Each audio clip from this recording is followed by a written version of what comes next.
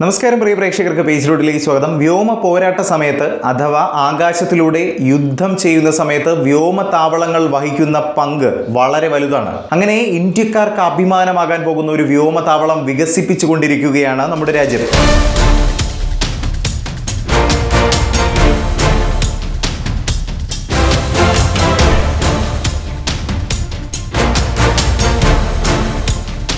കിഴക്കൻ ലഡാക്കിലാണ് ന്യോമ എന്നു പേരുള്ള ഈ വ്യോമതാവളം ഒരുങ്ങുന്നത്.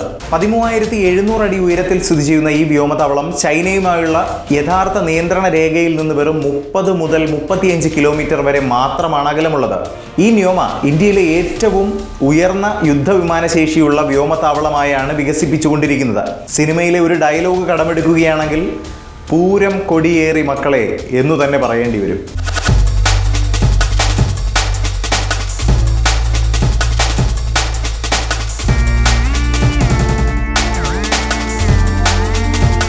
ഏകദേശം 214 മുതൽ 219 കോടി രൂപ ചെലവ് വരുന്ന ഈ തന്ത്രപ്രധാന പദ്ധതി LACയിലെ വർദ്ധിച്ചു വരുന്ന ചൈനീസ് അടിസ്ഥാന സൗകര്യങ്ങൾക്കും സൈനിക പ്രവർത്തനങ്ങൾക്കും ചൈനയും പാകിസ്ഥാനും തമ്മിലുള്ള സൈനിക ഏകോപനത്തെക്കുറിച്ചുള്ള ആശങ്കകൾക്കുമെതിരായ ഇന്ത്യയുടെ പ്രതികരണത്തിന്റെ ഭാഗമാണ്.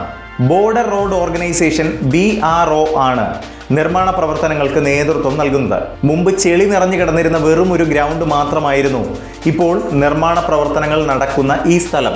എന്നാൽ ഇപ്പോൾ 3 കിലോമീറ്റർ റൺവേ ഉള്ളതും എല്ലാ കാലാവസ്ഥയിലും ഉപയോഗിക്കാൻ കഴിയുന്നതുമായ ഒരു എയർഫീൽഡാക്കി മാറ്റുകയാണ് ബോർഡർ റോഡ് ഓർഗനൈസേഷൻ ഈ സ്ഥലത്തിനെ. ഒരുപാട് കാലതാമസമൊന്നും എടുക്കില്ല. ഇത് 2025 ഒക്ടോബറോടെ പൂർണ്ണമായും പ്രവർത്തനക്ഷമമാക്കാനാണ് പദ്ധതിയിട്ടിരിക്കുന്നത്. ലേയിലോ തോയ്സിയിലോ നിലവിലുള്ള എയർഫീൽഡുകളെക്കാൾ വളരെ അടുത്തായതിനാൽ LACയുമായുള്ള ന്യോമയുടെ സാമീപ്യം ഇന്ത്യൻ വ്യോമസേനയ്ക്ക് ദ്രുത പ്രതികരണ ശേഷിയാണ് നൽകുന്നത്. റഫേൽ, Su-30 MKI, MiG-29 തുടങ്ങിയ യുദ്ധവിമാനങ്ങൾ ബേസിൽ നിന്ന് പ്രവർത്തിക്കുമെന്ന് പ്രതീക്ഷിക്കുന്നു. ഇത് ഉയർന്ന ടെൻഷൻ ഫ്ലാഷ് പോയിന്റുകൾക്ക് സമീപം വേഗത്തിലുള്ള ഇന്റർഡിക്ഷൻ സ്ട്രൈക്കുകൾ, വ്യോമ പിന്തുണ, നിരീക്ഷണം എന്നിവ അനുവദിക്കുന്നു.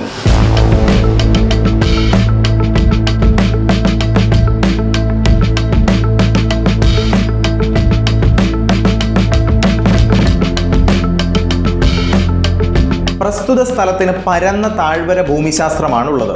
ഇത് ടേക്ക് ഓഫ്, ലാൻഡിംഗ് പ്രവർത്തനങ്ങൾ എളുപ്പമാക്കുന്നു. ഇത് മേഖലയിലെ മറ്റ് നിരവധി എയർഫീൽഡുകളെ അപേക്ഷിച്ച് കൂടുതൽ ആയാസരഹിതമായ പ്രവർത്തനത്തിന് സാധ്യമാക്കുന്നു.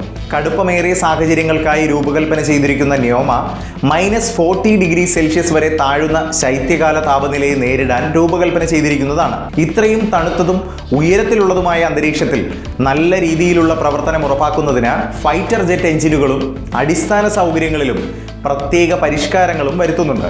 മെയ് മുതൽ നവംബർ വരെയുള്ള കാലയളവിൽ കഠിനമായ കാലാവസ്ഥ കാരണം വളരെ തിരക്കേറിയ സമയത്താണ് നിർമ്മാണം നടക്കുന്നത്. എഞ്ചിനീയറിംഗ് എക്സ്പേർട്ടുകൾക്കൊപ്പം BROയിലെ വനിതാ ഓഫീസർമാരും ശ്രദ്ധേയമായ പങ്ക് വഹിച്ചിട്ടുണ്ട്.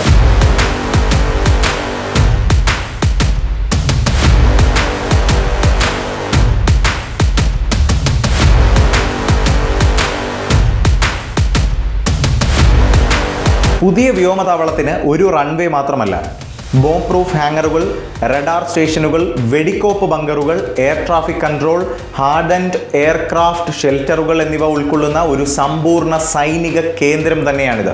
സൈനികരുടെയും ഉപകരണങ്ങളുടെയും ദ്രുത വിന്യാസം, അടിയന്തര പ്രവർത്തനങ്ങൾ, അതുപോലെ തന്നെ ഫീൽഡിലെ വിമാനങ്ങളുടെ വീണ്ടെടുക്കൽ, ചെറിയ അറ്റകുറ്റപ്പണികൾ എന്നിവയെ പിന്തുണയ്ക്കാൻ ഈ താവളത്തിന് കഴിയും.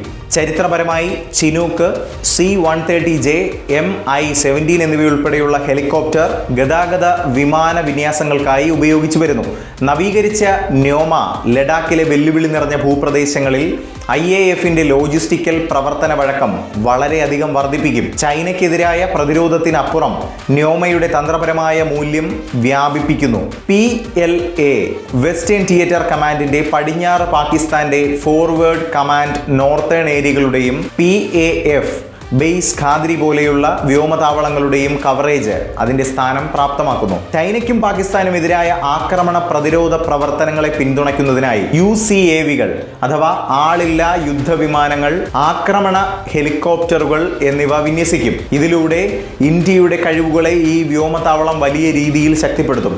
പ്രവർത്തനക്ഷമമാകുന്നതോടെ ലഡാക്കിലെ 4ാമത്തെ പ്രധാന IAF താവളമായി ന്യോമ ലേ, കാർഗിൽ, തോയിസ് എന്നിവയുമായി ചേരും. ഹിമാലയത്തിലെ സൈനിക സന്തുലിതാവസ്ഥ പുനർനിർവചിക്കുകയും സേനാ സമാഹരണം ത്വരിതപ്പെടുത്തുകയും വടക്കൻ അതിർത്തികളിൽ പ്രതിരോധിക്കാനുള്ള ഇന്ത്യയുടെ ഉദ്ദേശവും ശേഷിയും എടുത്തു കാണിക്കുകയും ചെയ്യുമെന്നതിൽ സംശയമില്ല. എന്തായാലും ഈ ഒരു വിഷയവുമായി ബന്ധപ്പെട്ട് പ്രേക്ഷകരുടെ വിലയേറിയ അഭിപ്രായങ്ങൾ രേഖപ്പെടുത്താം താഴെ കമന്റിലൂടെ.